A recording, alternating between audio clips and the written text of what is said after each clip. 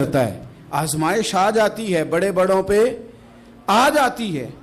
لیکن بعض اوقات بڑی تکلیف ہوتی ہے جب اس بندے کو لوگ کٹہرے میں کھڑا کر دیں جس کا جرم ہی کوئی نہیں، اس شخص سے لوگ سوال جواب شروع کر دیں جس بیچارے کے خیال میں بھی وہ بات نہیں، پھر وہاں وضاحت دینا، نہ کردہ گناہوں کی وضاحت دینا، یہ بڑا بوجھ بنتا ہے، بڑی تکلیف ہوتی ہے، اور لوگ کرتے ہیں یہ کام۔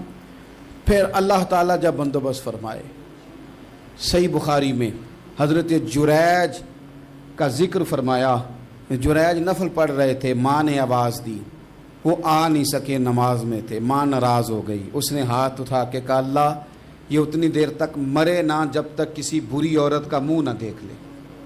کسی اور کی دعا کے لیے سند نہیں ہے کہ وہ تیرے حق میں ضرور قبول ہوگی، لیکن ماں باپ کی دعا کے لیے میرے نبی پاک نے سند بیان کی ہے۔ سید عالم صلی اللہ علیہ وسلم فرماتے ہیں جب بھی ماں باپ اولاد کے لیے ہاتھ اٹھاتے ہیں رب ضرور قبولیت کا شرف عطا کرتا ہے۔ تو جہاں سند موجود ہے نا، کچھ افتتاح ابا جی سے بھی کرا لینے چاہیے، کچھ کام شروع کرنے سے پہلے صرف اماں سے ہی دعا کرا لینی چاہیے، یہ والا افتتاح بھی بڑے کام کا ہے کیونکہ یہاں سند بیان کر دیا میرے نبی کریم۔ تو جناب جریج کی ماں ناراض ہو گئی، کہنے لگی اللہ اس نے میری بات نہیں سنی، اب تھے تو وہ نیک، لیکن رب کریم کی حکمت کا تقاضا ہے، ماں کی دعا کو بھی قبول کرنا تھا، اللہ نے آزمائش میں مبتلا کر دیا۔ والدہ تو چلی گئیں، وہ ایک خیمے میں، ایک کٹیا میں، ایک جھونپڑی میں عبادت کرتے تھے، اللہ کو یاد کرتے تھے، رب رب کرتے تھے، اور لوگ ان کی بڑی تعریف بھی کرتے تھے، لوگ ان کے ارادت مند بھی تھے، عقیدت مند بھی تھے، اہل محبت بھی تھے۔ ایک عورت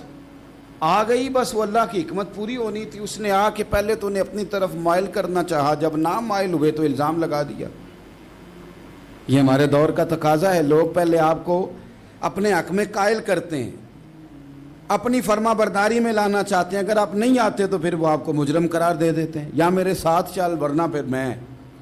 تیرے خلاف پراپوگنڈا کروں گا۔ دو ہی باتیں، پہلے اس نے قائل کیا، جب جناب جنید قائل نہ ہوئے تو اس نے قریب ایک چرواہا تھا، اس چرواہے کے ساتھ جا کے منہ کالا کیا، مقررہ وقت پہ بچہ پیدا ہو گیا، لوگوں نے کہا کس کا ہے، کہنے لگی اس خانقاہ میں، اس حجرے میں عبادت کرنے والے کا ہے۔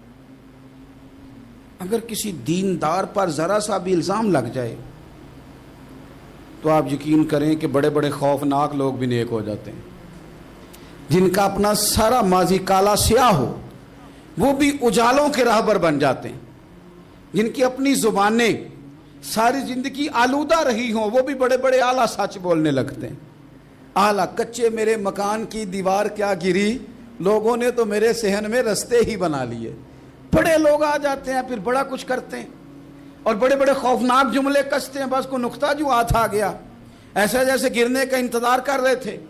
اب جناب لوگ اٹھے، احتجاج شروع ہو گیا، شور پڑ گیا، یہ بابا بڑا نیک بنتا تھا، نفل پڑھتا تھا، عبادتیں کرتا تھا،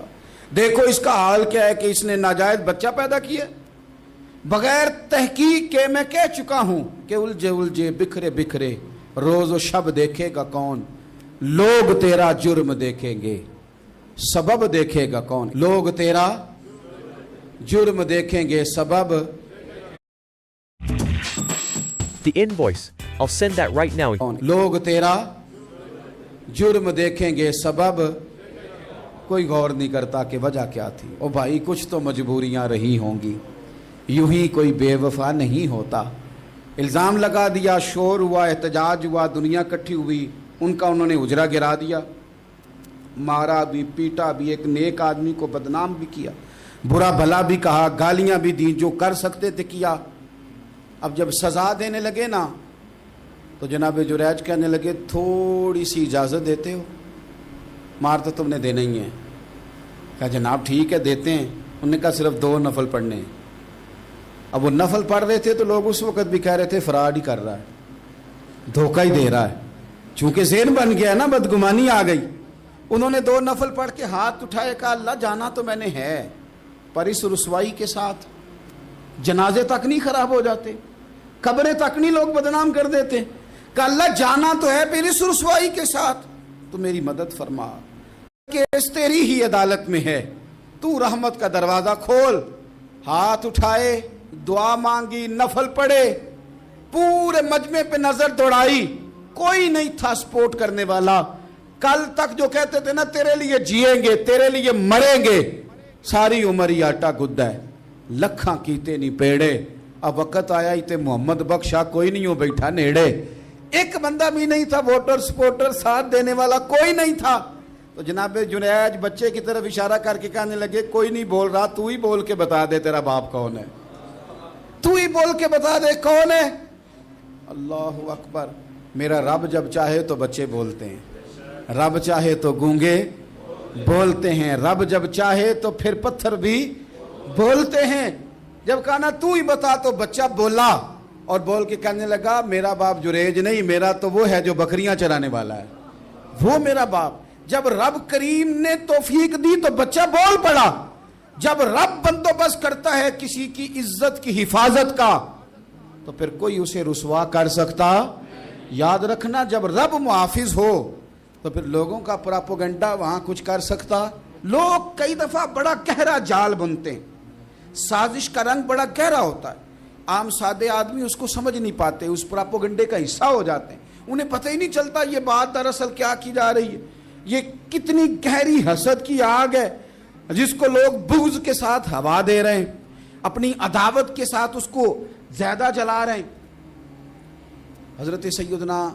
عائشہ صدیقہ رضی اللہ تعالیٰ عنہ بیان کرتی ہیں، اور لطف کی بات یہ بھی بخاری میں موجود ہے۔ میں نے جناب جنید کا قصہ عرض کیا تو بخاری سے، یہ عرض کر رہا ہوں تو بخاری سے۔ یہ واقعہ میں حضور کی امت کے کسی ولی کا بیان کرتا تو لوگوں نے کہنا تھا ہماری سمجھ میں ہی نہیں آتا۔ بعض لوگوں کا خیال ہے کہ داتا صاحب کی کرامت بھی نبی پاک کی بیان کریں۔ او خدا کے بندوں کو خیال کرو، داتا صاحب تو کئی سو سال بعد آئے ہیں، وہاں اگر کوئی کرامت ہوگی تو حضور بیان کریں گے؟ اگر نبی کریم نے پچھلے بنی اسرائیل کے ولیوں کی کرامتیں بیان کر کے تمہیں بتائی ہیں تو اس کا معنی یہ ہے کہ اگر وہاں اللہ یہ شان عطا کر سکتا ہے تو تم تو امتوں کی سردار امت ہو، ان پر تو